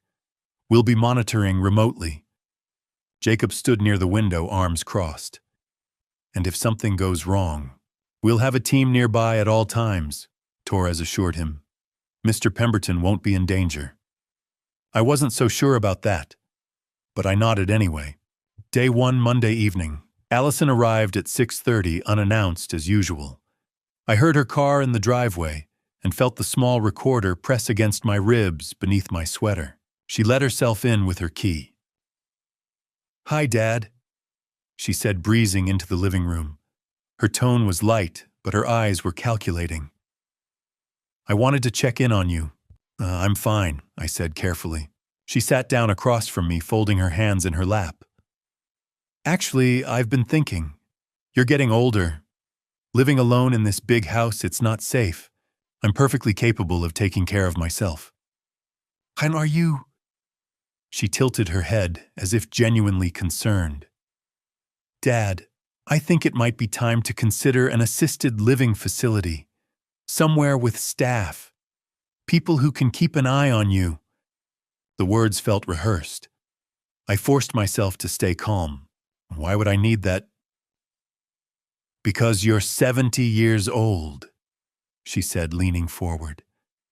And Dr. Thornton seems to think it would be in your best interest. There it was. Brady's name spoken aloud. I see, I said quietly. Allison smiled. Just think about it, okay? She left 10 minutes later. As soon as the door closed, Torres called. We got it, he said. She mentioned Thornton. That ties her to him directly. Day 3, Wednesday afternoon. FBI surveillance tracked Allison to a small cafe on the north side of town. Brady Thornton met her there at 2 o'clock. I wasn't present, but Torres called me afterward with the details. We couldn't get audio, he explained. But we had a lip reader analyze the footage. Your daughter told Thornton the old man won't cooperate. Thornton replied, we need to push harder. Get him committed to a psych facility. I felt sick. They're escalating, Torres continued. That's good for us. Means they're desperate. Day 5, Friday morning. Torres had instructed me to fake a medical episode, something believable, but not dangerous. Something that would prompt Allison to act. So on Friday morning I called her. Allison, I said, letting my voice waver slightly. I'm not feeling well. She arrived within 20 minutes. I was sitting in the living room when she walked in, clutching my chest theatrically. "My dad," she said sharply. "What's wrong?" "I don't know," I said. "Dizzy, my chest." She didn't hesitate. She pulled out her phone and called 911. The paramedics arrived 12 minutes later. They checked my vitals and loaded me onto a stretcher. Allison rode with me to the hospital, her face tight with what might have been concern or frustration. At the ER, the attending physician ran tests. "Mr. Pemberton," he said finally, "you're perfectly fine. All your vitals are normal." Allison's expression hardened. But he collapsed. There's no medical indication of that," the doctor said gently. Allison stared at me. For just a moment, I saw something cold flicker across her face. On the drive home, she didn't say a word. Day 7, Sunday evening. Torres called me that night. "We have enough surveillance footage," he said. "The cafe meeting the hospital incident, the recordings from your house, it all paints a clear picture. But we need one more thing." "What?" "A direct threat, or a demand. Something explicit that we can use in court. Right now, everything's circumstantial. We need her to make a move." "How do I get her to do that?" "Just invite her over," Torres said. "Tell her you're ready to discuss arrangements for your future. Make it sound like you're giving in. She'll think she's won. That's when people get careless." I took a breath. And then we move in. I sent Allison a text message that night. "Can we talk? I'm ready to discuss my future." She replied within seconds. "Friday morning, 10 a.m. We'll settle this once and for all." I stared at the screen. Friday. 5 days away. 5 days for her to plan whatever she was planning. Jacob came by late that evening. We sat in the study, neither of us saying much. "You ready for this?" he asked finally. "I have to be," I said. Jacob nodded. "Then we'll be ready too." That night, I couldn't sleep. I kept thinking about Allison as a child, the way she used to hold my hand, the way she'd laugh at my terrible jokes. I thought about Marianne, and how proud she'd been of our daughter. And I thought about Clara, 7 years old, who had no idea her mother had abandoned her, who had no idea that in 5 days everything would change. I knew what was coming. The wire, the confrontation, the confession. The moment when federal agents would walk through my door and arrest my own daughter. Friday would destroy my family, but it was the only way to save it. I told myself that over and over as I lay in the dark waiting for morning. Because if I didn't believe it, I wasn't sure I could go through with what came next. Thursday afternoon felt wrong from the moment Jacob called me. "Philip," he said, his voice tight with panic. "Allison took Clara." I was in my study reviewing paperwork for tomorrow's confrontation. His words didn't register at first. "What do you mean, took her?" "From school," Jacob said. "I went to pick her up at 3, and the teacher said her mother already came. Allison showed up with ID and Clara's birth certificate. Told them there was a family emergency." My blood went cold. "Where is she now?" "I don't know," Jacob said. "I'm calling Torres." "Do it," I said, "now." Special Agent Torres called me back 20 minutes later. "We're aware of the situation," he said. "Legally, Allison is Clara's biological mother. She has parental rights. Unless there's an immediate threat to the child's safety, we can't intervene. She abandoned Clara 7 years ago." I said, my voice rising. "She has no right." Mr. Pemberton, I understand your frustration, but this is a custody matter, not a criminal one. If Jacob wants to challenge this, he needs to go through family court. That could take weeks." "I know." Torres said quietly. But our hands are tied unless there's evidence of harm or danger. Right now, Allison hasn't committed a crime by picking up her own daughter. I wanted to throw the phone across the room. Where would she take her? I asked. Most likely her apartment, Torres said. We're sending officers to do a welfare check right now. Jacob called me 30 minutes later. They found them, he said.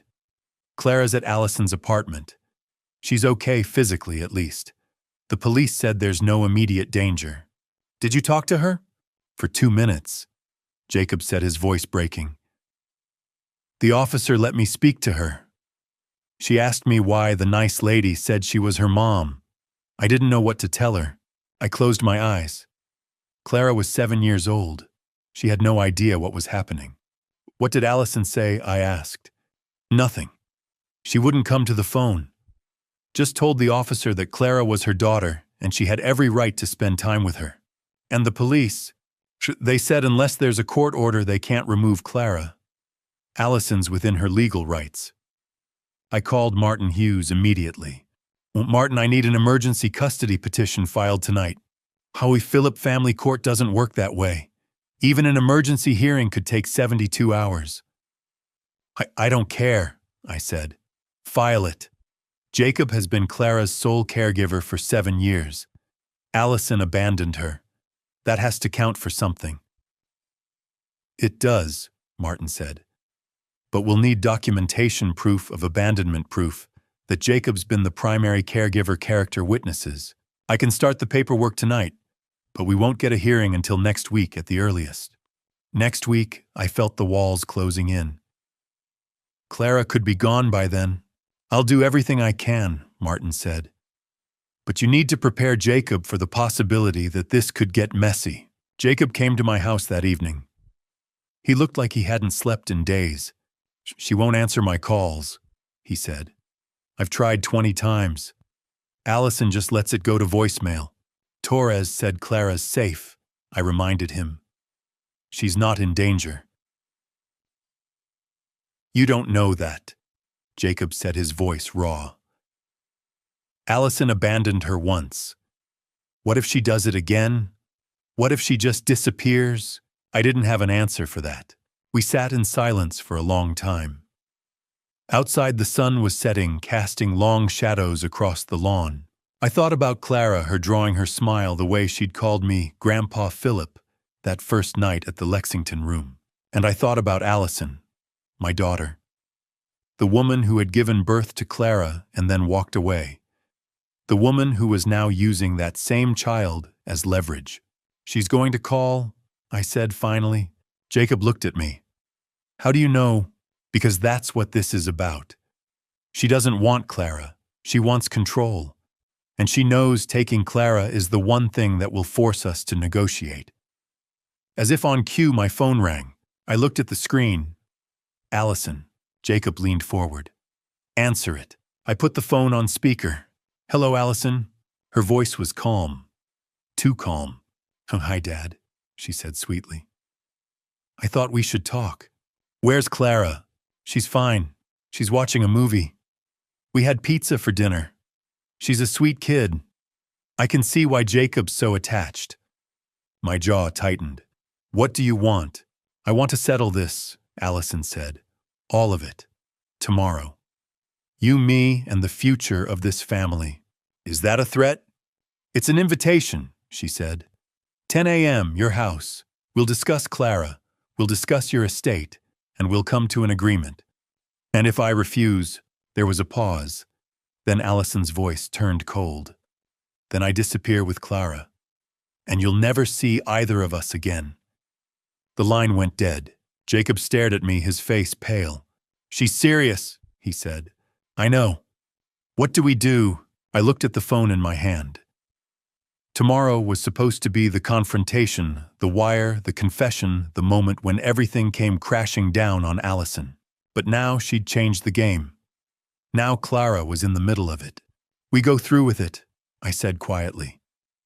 Torres will be monitoring. If Allison makes a single threat, if she admits to anything on tape, they move in, and then we get Clara back. And if it goes wrong, I didn't answer, because I didn't know. All I knew was that tomorrow, one way or another, this ended. That night, I lay awake in the dark, thinking about the last time I'd felt this helpless. It was 3 years ago, sitting beside Marianne's hospital bed, watching her slip away. I'd failed her. I hadn't been able to save her. But I wouldn't fail Clara. Tomorrow I'd face my daughter. I'd wear the wire. I'd say whatever I had to say to get her to confess. And when it was over, Clara would be safe. I had to believe that. Because if I didn't, I wasn't sure I could go through with it. Friday morning arrived cold and clear. I stood in my study at 9:30 watching Special Agent Torres attach the wire to my chest. The device was smaller than I'd expected, about the size of a quarter, with a thin microphone that ran up under my collar. "You're going to be fine," Torres said, adjusting the placement. "We'll hear everything. If at any point you feel unsafe, just say the word Marianne. That's the panic signal. We'll be inside in 30 seconds. I nodded, though my mouth was too dry to speak. Jacob stood by the window. He hadn't said much all morning. Detective Cooper was already outside in the surveillance van parked 2 blocks away, with a clear line of sight to the house. "Remember," Torres said, "let her talk. Don't push too hard. If she feels cornered, she'll shut down.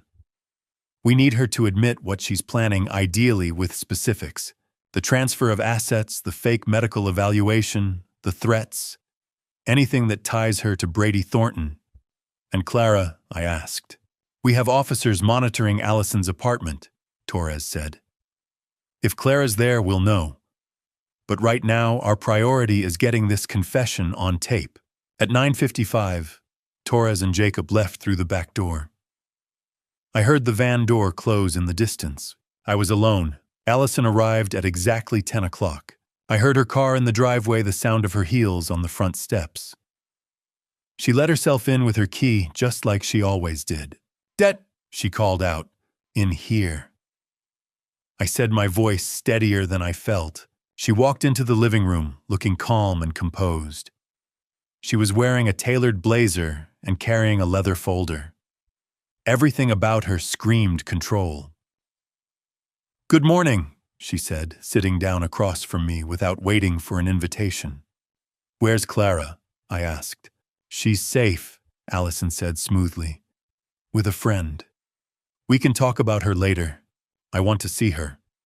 "And you will," Allison said, "after we finish our conversation. Now sit down." I sat. Allison opened the folder and pulled out several documents. "I've been very patient with you, Dad. But you're making this harder than it needs to be." "Making what harder?" "Your transition," she said. "Into assisted living. It's time." "I don't need assisted living." "Dr. Thornton disagrees," Allison said. "In fact, he's prepared to testify in court that you're a danger to yourself, that you're no longer competent to manage your own affairs." "Brady Thornton isn't a real doctor," I said carefully. Allison smiled. It didn't reach her eyes. "The court won't know that," she said. "All they'll see is a licensed medical professional raising concerns about an elderly man living alone. A man who's been experiencing memory lapses, confusion, paranoia. A man who needs help." "What do you want, Allison?" She leaned forward, her expression hardening. "I want you to sign power of attorney," she said. "Full and irrevocable. And I want you to transfer controlling interest in Pemberton Holdings to me. And if I refuse, then I take Clara and disappear," Allison said coldly. "Again. And this time you'll never find us. I've done it before, Dad. I can do it again." My chest tightened. The wire pressed against my ribs. "You're using your own daughter as leverage," I asked. "She's insurance," Allison said. "A guarantee that you'll cooperate." "What happened to you?" I asked quietly. "How did you become this person?" For just a moment something flickered across her face, something raw and wounded. You did this," she said. "You and Mom. Always so perfect. Always so focused on your precious company, your legacy. I was invisible." "That's not true," How isn't it? Allison's voice rose. After Mom died, you didn't look at me once. Not once. I was grieving too, Dad. But all you cared about was your own pain. I'm sorry, I said, and I meant it. But this isn't the way to fix it. This isn't about fixing anything, Allison said, standing up. This is about survival. Mine and Clara's. You sign the papers by Monday, or I'm gone. For good. She walked toward the door, then stopped and turned back. Oh, and Dad, if you try to stop me, I'll make sure everyone knows what kind of man you really are. Unfit, incompetent, dangerous. Think about that. She opened the door. Allison, I said. She paused. Clara deserves better than this, I said. Better than you running. Better than being used as a pawn. Allison's face went cold. Clara will have everything I never did, she said. Money, freedom, a life that's actually hers. And what about a mother who stays? The question hung in the air between us. Allison's jaw tightened. Sign the papers, Dad. Monday, noon, or lose everything. She walked out. The door closed behind her. For a long moment, I just sat there, my heart pounding. Then Torres's voice crackled in my earpiece. We got her, he said. Every word. Philip, you did it. 4 hours after the recording, I sat in the FBI surveillance van with Jacob watching everything unfold on a bank of monitors. Special Agent Torres had insisted we stay back for safety reasons, he'd said. But I think he knew I needed to see this happen. I needed to know it was real. On the center screen, 2 FBI agents approached the glass doors of Brady Thornton's office building downtown. Torres and Detective Cooper led the team flanked by 4 uniformed officers. Jacob leaned forward, his hands clenched. They're really doing this. Yes, I said quietly. They are. The receptionist at Brady's office looked up as the agents entered. She was young, probably in her 20s, and her smile faltered the moment she saw the badges. Can I help you? She asked nervously. Torres held up his credentials. FBI. We need to speak with Dr. Brady Thornton. Do you have an appointment? I know, Torres said. But he'll want to see us. The receptionist picked up the phone, her hands shaking slightly. A moment later, Brady's voice came through the intercom. What's this about elder abuse fraud and conspiracy? Torres said loudly enough for the whole office to hear. You can come out here or we can come in there. There was a pause. Then Brady emerged from his office, his face composed, but his eyes sharp with calculation. I'm not sure what you think you have, Brady said smoothly, but I'm a licensed mental health professional. Anything between me and my clients is confidential. Cooper stepped forward. You're not licensed, Mr. Thornton. You dropped out of medical school in 2018, which means you have no doctor-patient privilege to hide behind. Brady's composure slipped for just a second. I'd like to call my lawyer. You can do that from the station, Torres said. He nodded to the officers. Brady Thornton, you're under arrest for elder abuse fraud and conspiracy to commit identity theft. The officers moved in. Brady didn't resist, but his jaw tightened as they cuffed his hands behind his back. You have the right to remain silent. Cooper began reading him his Miranda rights as they let him out. Jacob exhaled beside me. 1 down. 1 to go, I said. On the second monitor, a police cruiser pulled up outside Allison's apartment building. 2 officers got out and walked up the stairs to the 3rd floor. My heart pounded as they knocked on the door. Allison opened it, still dressed in the blazer she'd worn to my house that morning. Her expression shifted from annoyance to alarm. What's going on? She asked. Allison Pemberton, one of the officers said. Yes, you're under arrest for elder abuse, fraud, extortion, and conspiracy. This is ridiculous, Allison said, her voice rising. My father is senile? He doesn't know what he's saying. We have a recording of your conversation this morning, the officer said. You have the right to remain silent. Anything you say can and will be used against you in a court of law. Allison's face went white. "You had him wired," she whispered. The officer didn't answer. He just turned her around and cuffed her wrists, and then I heard a small voice from inside the apartment. "Daddy," Jacob shot to his feet. "Clara." Torres nodded. "Go." Jacob was out of the van before I could say a word.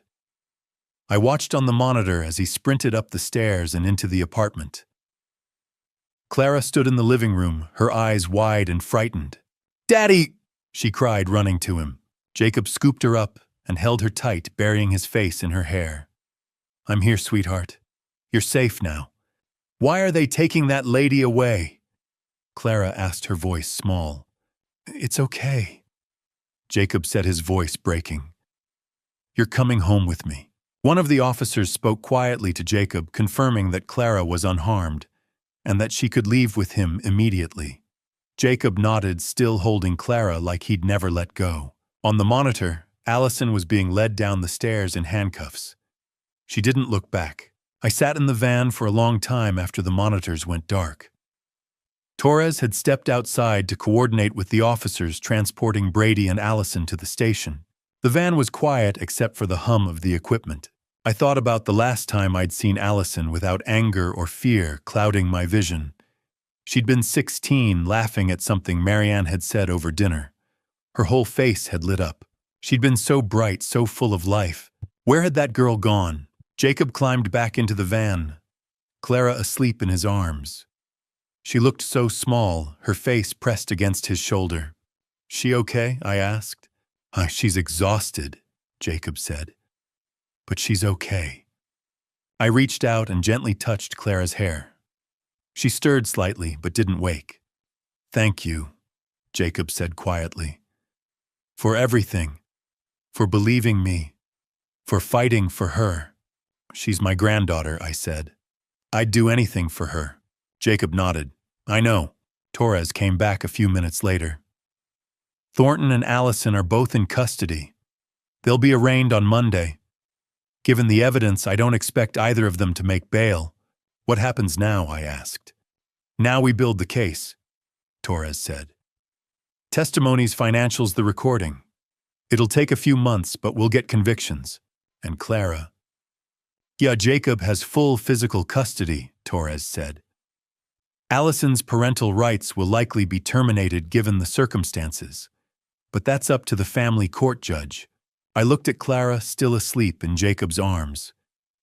She had no idea how close she'd come to disappearing forever. No idea that her mother had used her as a bargaining chip. But she was safe now. That was what mattered. That evening back at my house, I stood in the study and looked at the photo of Marianne on my desk. She was smiling, her hand resting on my shoulder. It had been taken at our 40th anniversary just a few months before she got sick. "I'm sorry," I whispered. "I'm sorry I didn't see what was happening to Allison. I'm sorry I failed her." But even as I said it, I knew the truth. I hadn't failed Allison. She'd made her choices. And I'd made mine. I'd chosen Clara. I'd chosen the truth. And for the first time in weeks, I felt something close to peace. A week after the arrests, the house felt different, quieter, emptier. I spent hours going through old photo albums, studying pictures of Allison as a child, trying to understand where I had lost her. The doorbell rang at 10 in the morning. When I opened the door, Jacob stood there with Clara beside him. "I hope this is okay," Jacob said. "Clara wanted to see you." I looked down at the little girl in a yellow dress clutching a stuffed rabbit. Her dark hair was pulled into a ponytail, and her eyes, Marianne's eyes, looked up at me with cautious curiosity. "Grandpa Philip," she asked.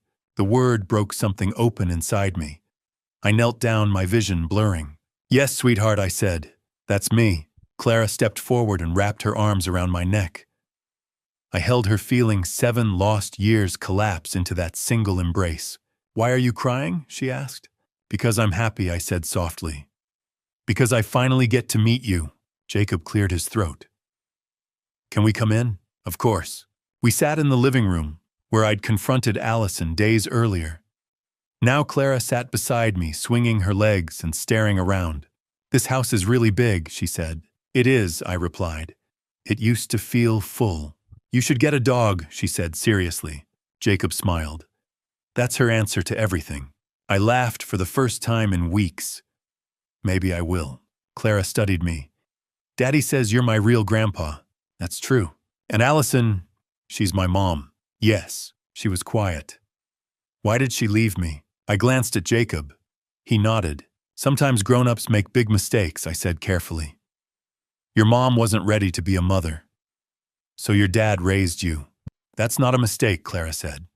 That's mean. You're right, I said. And I'm sorry. Is she coming back? Not for a long time. She thought for a moment. Can I still call you Grandpa? I'd like that very much. She smiled, and it felt like seeing Marianne again. After Clara went outside with Jacob to explore the garden, my phone rang. Special Agent Torres. The trial date's set, he said. November 15th. That's soon. The evidence is strong. Allison's charged with elder abuse, financial exploitation, and conspiracy. Brady Thornton is charged with fraud and practicing medicine without a license. Allison could face 5 to 10 years. I closed my eyes. And Clara, I asked. Jacob filed to terminate Allison's parental rights. The judge will likely approve it. Jacob will have full custody. That's good, I said. Are you okay, Torres asked. I wasn't sure how to answer. My daughter was in jail, my wife was gone, my family was fractured, but Clara was safe. I will be, I said. That evening, after Jacob and Clara left, I sat at my desk and took out a piece of stationery. I'd been thinking about this all week. I began to write. Dear Allison, I don't know if you'll read this, but I need to say what I should have said long ago. I failed you. After your mother died, I was lost in my own grief and didn't see yours. I didn't see how alone you felt. For that, I am truly sorry. But what you did to me, to Jacob, to Clara was your choice. And now you must live with it. Clara is safe. She is loved. I will make sure she never feels invisible. I hope someday you understand what you threw away, but I will not let Clara suffer for your mistakes. Dad, I sealed the envelope and addressed it to the correctional facility where Allison was being held. I didn't know if she would respond, but I had said what I needed to say. That night, I stood in the guest room overlooking the garden. Jacob had mentioned Clara loved yellow, so I'd already ordered paint and curtains. She would live with Jacob, but she would have a room here too, a place where she belonged. I looked out at the darkening sky and thought of Marianne, of how much she would have loved Clara. I'll do better this time, I whispered, and I meant it. The courtroom was packed on November 15th. I sat in the gallery beside Jacob, my hands folded in my lap, watching as they led Allison in. She wore a navy blazer and kept her eyes fixed on the floor. She didn't look at me once. Brady Thornton sat at the defense table beside his attorney, his expression carefully neutral. But I could see the tension in his jaw, the way his fingers drummed against the wood. The prosecutor presented the evidence methodically, the recordings, the bank statements, Brady's fraudulent credentials, the fake psychiatric evaluation. Each piece built on the last, constructing an undeniable picture of conspiracy and abuse. Allison's attorney tried to argue that she'd been acting out of misguided concern for my well-being, that she'd only wanted to protect me. The judge wasn't convinced. Brady took the stand and threw Allison under the bus without hesitation. She paid me to falsify the evaluation, he said. She told me exactly what to write. Allison's face crumpled, but she didn't speak. When the verdict came, it was swift. Guilty on all counts. Both of them. The judge handed down the sentences, 7 years for Allison, 10 for Brady. Allison collapsed into her chair, her shoulders shaking with silent sobs. I watched her, my daughter, my only child, and felt something break inside me that I knew would never fully heal. December 2024, I drove to the Washington State Correctional Facility on a cold Tuesday morning, a month after the trial. The building was gray and institutional, surrounded by high fences and razor wire. I went through security, surrendered my belongings, and was led to a visitation room divided by thick plexiglass panels. I sat down and waited. When Allison walked in, I barely recognized her. She'd lost weight. Her hair was pulled back in a tight bun, and she wore the standard orange jumpsuit. She sat down across from me and picked up the phone. I did the same. "Hi, Dad," she said quietly. "Hi." We sat in silence for a moment. "I got your letter," she said finally. "Did you read it?" "Yes." And Allison's eyes filled with tears. "I don't know what you want me to say. I want you to tell me if you meant it," I said. "Your apology. Was it real?" She looked down. "I don't know. I wanted to hurt you. For a long time I wanted that. Why? Because you hurt me first," she said, her voice breaking. "When Mom died, you forgot I existed. You were so wrapped up in your own grief that you didn't see mine." "I know," I said. "And I'm sorry. Sorry doesn't change anything." "Maybe not," I said. "But I want to try." Allison looked up. "Try what?" "To be your father again, if you'll let me."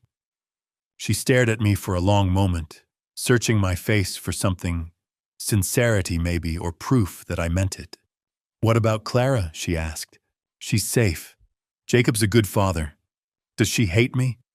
"No," I said. "She's confused, but she doesn't hate you." Allison's tears spilled over. "Will you bring her to see me?" "When she's ready," I said. "And when you're ready." Allison nodded slowly. "I'll come back next month," I said. "If you want me to." "Okay," she whispered. Early 2025. I visited Allison every month. At first, our conversations were stilted, filled with long silences and unspoken hurt. But slowly, painfully slowly, we began to find our way back to each other. In March, Jacob brought Clara to visit. She drew a picture for Allison, a family holding hands under a bright yellow sun. Allison cried when she saw it and taped it to the wall of her cell. I wrote to Allison every week. Sometimes she wrote back, sometimes she didn't. But I kept writing anyway. She started attending therapy sessions offered by the prison. She told me it was helping, that she was beginning to understand why she'd made the choices she had. I set up a trust fund for Clara's education. Jacob and I became close friends, something I never would have predicted that rainy night at the Lexington room. Clara started calling me Grandpa Phil. It made me smile every time. Thanksgiving 2025. Jacob, Clara, and I sat around the dining room table at my house. I'd cooked a turkey badly, but Clara insisted it was delicious. We held hands and said grace, and for the first time in years, I felt something like wholeness. I raised my glass. "To second chances," I said. "To the family we're born into and the family we choose." "What a family," Jacob echoed. Clara grinned. "Can we eat now?" We laughed, and for a moment everything felt right. Epilogue. I don't know if Allison and I will ever have the relationship I once hoped for. I don't know if she'll truly forgive me or if I'll fully forgive her. But I know this, I won't give up on her. Not again. 7 years is a long time. But it's also an opportunity, a chance for her to heal, and for me to become the father I should have been all along. When she comes home, Clara will be waiting, so will I. Because that's what family does. We wait. We hope. And we try again. On my 70th birthday, I stood alone in the rain, wondering if my life had meant anything. Today, at 71, I sit at the dinner table with my granddaughter and her father, and I have my answer. Meaning doesn't lie in perfection. It lies in persistence, in love that refuses to quit even when things get hard. Especially when they get hard. My daughter made terrible choices, so did I. But we're still here, still trying. And I've learned that sometimes that's enough. And to you listening to this story, remember this. Sometimes the greatest battles we face aren't against others. They're against our own pride, our own blindness, and our own refusal to see what's right in front of us. I stood in the rain on my 70th birthday, broken and alone, believing I'd lost everything. But God had other plans. He sent me Jacob and Clara that night, not by accident, but by design. And through them, He showed me that redemption is always possible, even when we think we've gone too far. This isn't just a family story about betrayal and justice. It's a family story about second chances. It's a family story about choosing love over bitterness even when bitterness feels justified. Because at the end of the day, what good is a dad revenge if it leaves you empty inside? What good is winning if you've lost your soul in the process? I thought my dad revenge would bring me peace, that seeing Allison arrested would somehow heal the wound she'd opened. But standing in that courtroom, watching my daughter sentenced to 7 years in prison, I realized something revenge doesn't heal. Only forgiveness does. And forgiveness isn't something you do once, it's something you choose every single day until it becomes part of who you are. Don't be like I was. Don't let grief turn you into someone who can't see the people who need you most.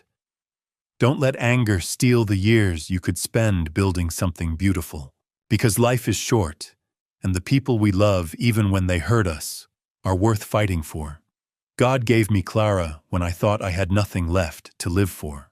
He gave me a chance to be the grandfather I never got to be, and the father I should have been all along. And for that, I am eternally grateful. If you're listening to this and thinking about your own family story, ask yourself, is there someone you've given up on? Someone you've written off as too broken, too far gone, too difficult to love? Because I promise you they're not. None of us are. We're all just people trying to find our way home. And sometimes home is the place we have to build from scratch. One conversation, one visit, one act of grace at a time. So here's my advice: don't wait. Don't assume you have time. Don't let pride or pain keep you from the people you love. Because one day, you'll stand in the rain like I did, and you'll realize that all the money, all the success, all the dad revenge in the world means nothing if you're standing there alone. If this story moved you, I'd love to hear your thoughts in the comments below. Have you experienced a family story like this? Or have you ever had to choose between revenge and redemption? Share your story, because you never know who might need to hear it. And if you haven't already, please subscribe to this channel and hit the notification bell so you never miss a story. Because these family stories matter. They remind us that we're not alone in our struggles, that healing is possible, and that love, real, stubborn, never giving up love, is always worth it. Thank you for listening all the way to the end. It means more than you know. Before you go, I want to offer a gentle reminder. The stories shared on this channel include fictional elements thoughtfully crafted for educational and inspirational purposes. So if this type of content doesn't resonate with you, feel free to explore other videos that better suit your preferences. But if you're ready to hear more stories about faith, family, and the power of second chances, then stay tuned, because there's so much more to come. God bless you, and remember, it's never too late to start again.